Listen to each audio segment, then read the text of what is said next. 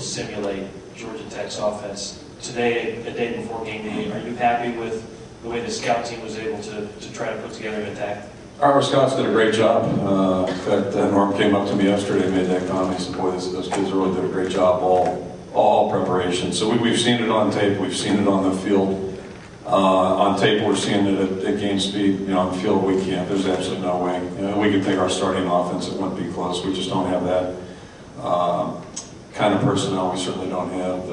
Nobody can be Nesbitt. We don't have a Nesbitt on our team. We don't have a Dwyer, and we certainly don't have a Thomas. So, but the guys up front do a great job with their execution. It's a totally different kind of attack than what we were used to. So.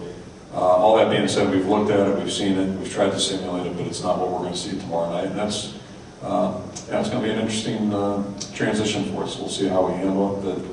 But again, the thing about them, they just put pressure on you in every position, every play, and that's really the challenge. It really takes a great, not only deal of good fundamental play, but a lot of mental concentration and focus. And that's how it should be. I mean, that's football. That's what the game's all about. Coach, last year the Big Ten won one bowl game. Now they're 3-3. Bob, don't tell me that. Is this a tiebreaker? Yeah, you're the tiebreaker. Thanks for putting the pressure on us. I'll share that with the team. This is. I'll tell them the commissioner called. We're not allowed. Does he have your number? I hope not. The only thing I'll say on that, I said this back in August or whenever our media day was. I guess it was August up in Chicago. There's been a lot of Big Ten bashing going on. I think perception, tends to get exaggerated a little bit. And again, I'll cite two examples last year in the bowl season. Texas, Ohio State. That was a great football game. Either team could have won. Two very good teams. Same thing, Northwestern and Missouri.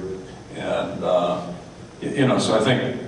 People tend to generalize and stretch things, imagine that happening. And, so this year, we've played a little bit better, it looks like, so far. The other thing I just thought I would point out, the other theory was, geez, we have too long of a layoff between games, November to January. It didn't seem to affect Penn State or,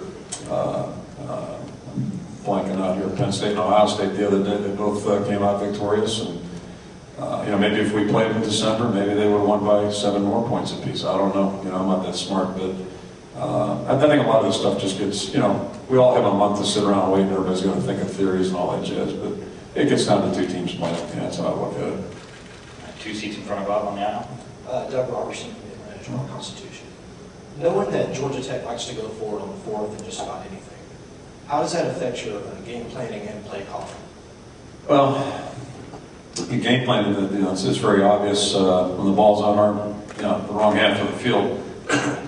Normally you run your punt return team out, or you go punt safe, and pretty much with certainty, this week it's going to be a little different. You just look at their 4th down attempts in the statistics column, and I think they're double plus what the opponents have run. So it just jumps right out at you. That's part of what they do. That's how they're built. That's what they do. So we have to be prepared to play 4th down defense.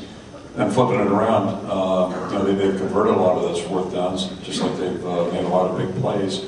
I think the first thing that jumped out to our offensive staff was the amount of plays, typical amount of plays the opponents have against Georgia Tech, and it's usually in the 50s.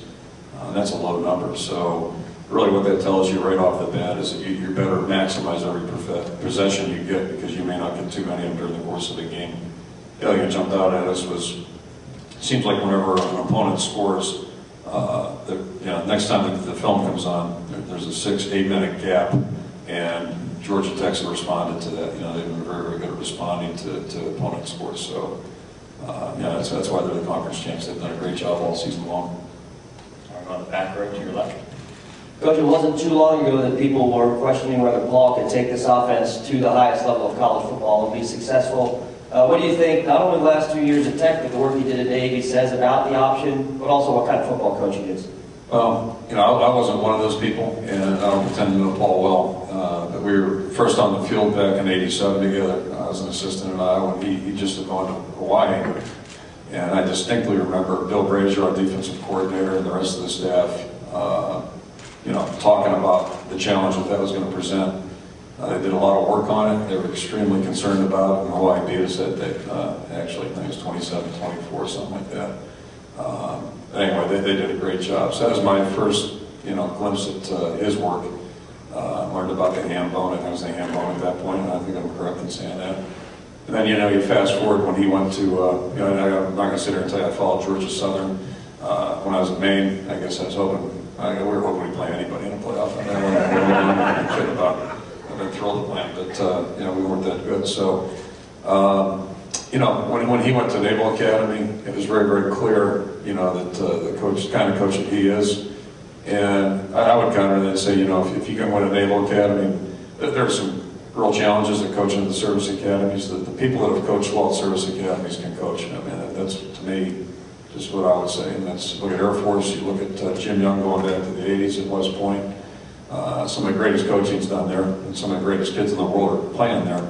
But, they have their challenges. So, what he did there, I thought was a brilliant hire, Georgia Tech. You had an excellent football coach at Georgia Tech, by the way. Chan Gailey is one of the great coaches in football. But, what a phenomenal job. And he's won, they've won 20 games in 2 years. So that says it all right there. That's amazing when a new staff can come in, put a new system in, and, have the kind of success they've had. That's absolutely phenomenal. Okay, well, Happy New Year to you. Thank you very much.